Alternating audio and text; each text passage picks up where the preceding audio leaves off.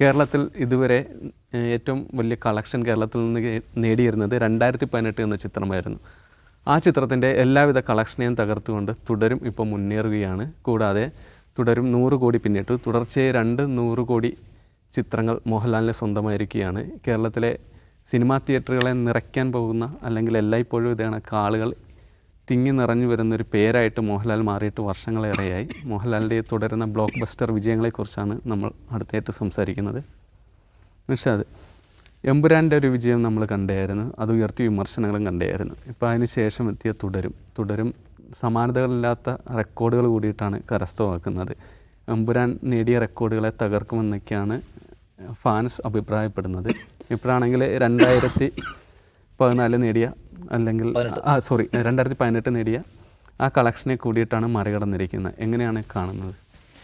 എമ്പുരാനും തുടരും തമ്മിലുള്ള വ്യത്യാസം എനിക്ക് തോന്നുന്നത് തുടരും കുറച്ചുകൂടെ ഓർഗാനിക്കായ വിജയം നേടുന്നുള്ളതാണ്. എമ്പുരാൻ മോശമാണെന്നല്ല എൻ്റെ അഭിപ്രായം. പക്ഷേ എമ്പുരാൻ ഒരു വലിയ ബഹളം ഉണ്ടാക്കിയിരുന്നു. ബഹളവും വലിയ വിവാദങ്ങളും ആശയക്കുഴപ്പങ്ങളും.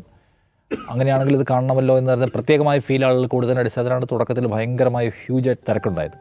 പക്ഷേ തുടരും അങ്ങനെയല്ല. തുടരുന്ന ഒരു തരത്തിലുള്ള ഹൈപ്പും ഉണ്ടായില്ല. എമ്പുരാൻ്റേത് ഇന്ത്യ മുഴുവൻ നടന്നിട്ടുള്ള പ്രൊമോഷനൊക്കെ ഉണ്ടായിരുന്നു. തുടരിൻ്റെ പ്രൊമോഷന് മോഹൻലാൽ പോലും വന്നില്ല. കാരണം എമ്പുരാൻ ഉണ്ടാക്കിയിട്ടുള്ള വിവാദത്തിൻ്റെ കാലത്ത് ഒരു അഭിമുഖം കൊടുക്കാൻ പോലും അദ്ദേഹം ഒരു മീഡിയയുടെ മുമ്പിൽ വന്നില്ല. ആകെ തരുൺ മൂർത്തി എല്ലാ ദിവസവും ഇടുന്ന ഫേസ്ബുക്ക് പോസ്റ്റുകൾ മാത്രമാണ് നമ്മൾ കണ്ടുകൊണ്ടിരുന്നത്. അങ്ങനെ പ്രൊമോഷൻ്റെ കാര്യത്തിൽ സമീപകാലത്ത് ഒരു സൂപ്പർ സ്റ്റാർ പടം ഏറ്റവും താഴെ പോയിട്ടുള്ളൊരു പടമാണ് തുടരും.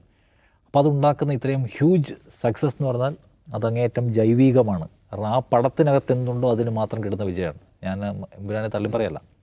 അപ്പോൾ അതുകൊണ്ട് പിന്നെ മോഹൻലാൽ എന്ന് പറയുന്ന ആൾ, അപ്പോൾ അതിനെ കണ്ട ആൾക്കാർ നോക്കുക, എല്ലാവരും, ഒരാൾ പോലും അതിനെക്കുറിച്ച് നെഗറ്റീവായ കമൻറ്റ് പറയുന്നില്ല എന്ന് മാത്രമല്ല, മോഹൻലാലിനോട് ഞങ്ങൾക്ക് ഇഷ്ടമാണ്, മോഹൻലാലിൻ്റെ അഭിനയം കാണാൻ ഇഷ്ടമാണ്, മോഹൻലാലിൻ്റെ മെയ്വഴക്കം കാണാൻ ഇഷ്ടമാണ്, അത് തുടരെ അവസാനം വരെ കാണാൻ കഴിയുന്ന ഒരു പടം എന്നാണ് എല്ലാവരുടെയും കമൻറ്റ്. അപ്പോൾ ആ നിലയ്ക്ക് നമ്മളിതിന് മുമ്പ് സംസാരിച്ചതാണ്. മോഹൻലാൽ എന്ന് പറയുന്നത് ഏതെങ്കിലും 3 പടം പരാജയപ്പെട്ടു പോയതുകൊണ്ട് മലയാളിയുടെ മനസ്സിൽ നിന്നോ തിയേറ്ററിൻ്റെ ആവേശത്തിൽ നിന്നോ വിട്ടുപോകുന്ന ഒരാളല്ല.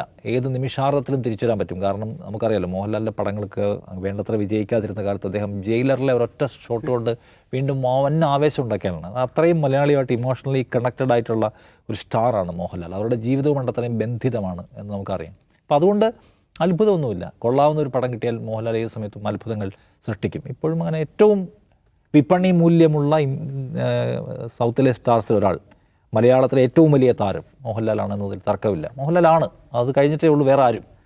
അദ്ദേഹം വീണ്ടും വീണ്ടും പ്രൂവ് ചെയ്യാണ്. അപ്പോൾ അതിനെക്കുറിച്ച് എനിക്കൊരു കാര്യം, അദ്ദേഹം അത് ആവർത്തിക്കാൻ എന്ത് ചെയ്യണം എന്ന് ചോദിച്ചാൽ, എനിക്ക് തോന്നുന്നു പുതിയ ആളുകൾക്ക് അവസരം കൊടുക്കുക. മോഹൻലാലിനെ വെച്ച് ഒരു സംഗതി ചെയ്യാൻ ആഗ്രഹമുള്ള ഒത്തിരി പേര് പുറത്ത് നിൽക്കുന്നുണ്ട്.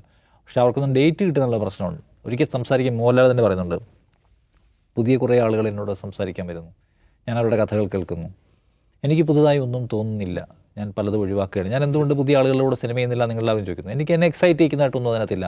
പലതും ഞാൻ ചെയ്തതോ അല്ലെങ്കിൽ ചെയ്തവരുടെ സമ്മിശ്രമൊക്കെ ആയിട്ടുള്ള സാധനങ്ങളാണ് കാണുന്നതാണ്. അപ്പോൾ ഞാൻ വിചാരിക്കുന്നത് അങ്ങനെ അദ്ദേഹം ഒഴിവാക്കി വിട്ട എത്രയോ സിനിമകൾക്കകത്ത് ഹിറ്റുകൾ നഷ്ടപ്പെട്ടു പോയിട്ടുണ്ടാവുമെന്ന് എനിക്ക് തോന്നിയിട്ടുണ്ട്.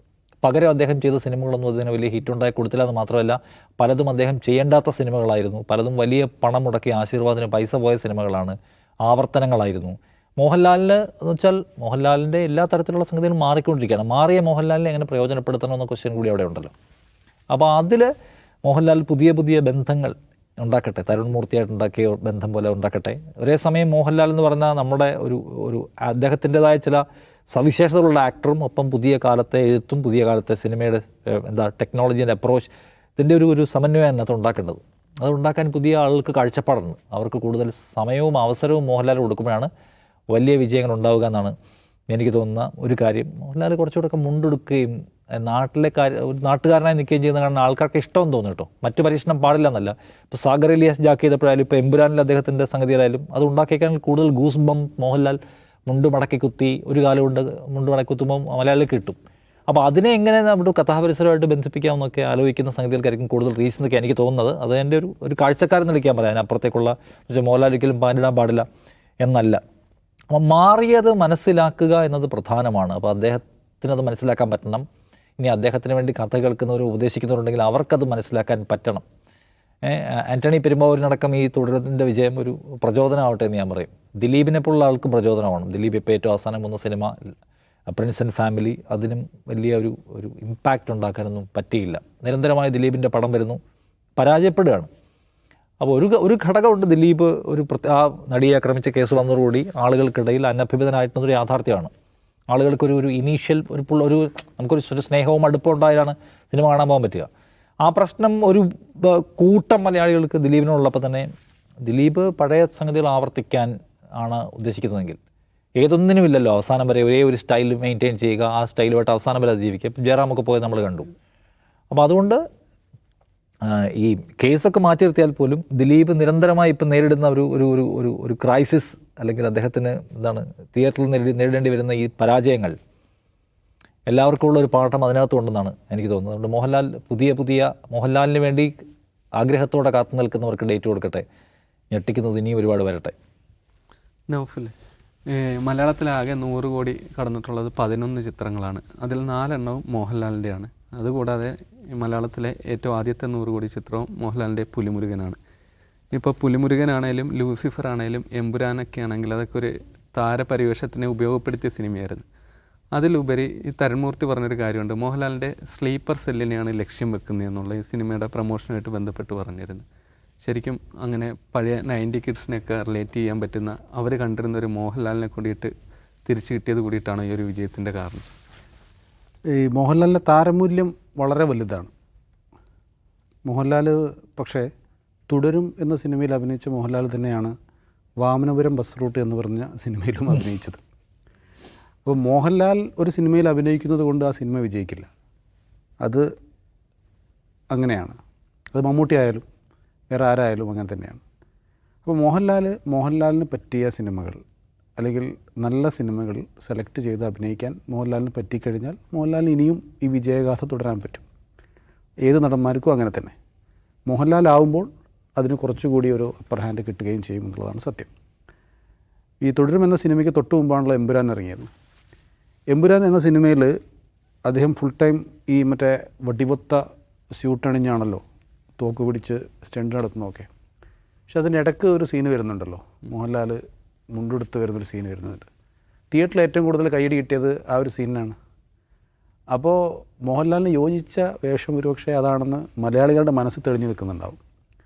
മോഹൻലാലിൻ്റെ വിജയിച്ച പല സിനിമകളും, മാറാൻ തമ്പുരാനായാലും എത്ര സിനിമകളാണ് അതുപോലെയുള്ള സിനിമകൾ വന്നിരിക്കുന്നത്. നരസിംഹ അടക്കമുള്ള സിനിമകളൊക്കെ മുണ്ടിലാണല്ലോ കളി. ദൃശ്യം പോലും മുണ്ടാണ്. അതെ, മുണ്ടാണ്. ആ മുണ്ട് പിടിക്കുന്നതിലൊക്കെ ഒരു വല്ലാത്തൊരു മെയ്വഴക്കം മോഹൻലാലിനുണ്ട്. അത് നമുക്ക് എല്ലാവർക്കും അറിയുന്ന കാര്യമാണ്.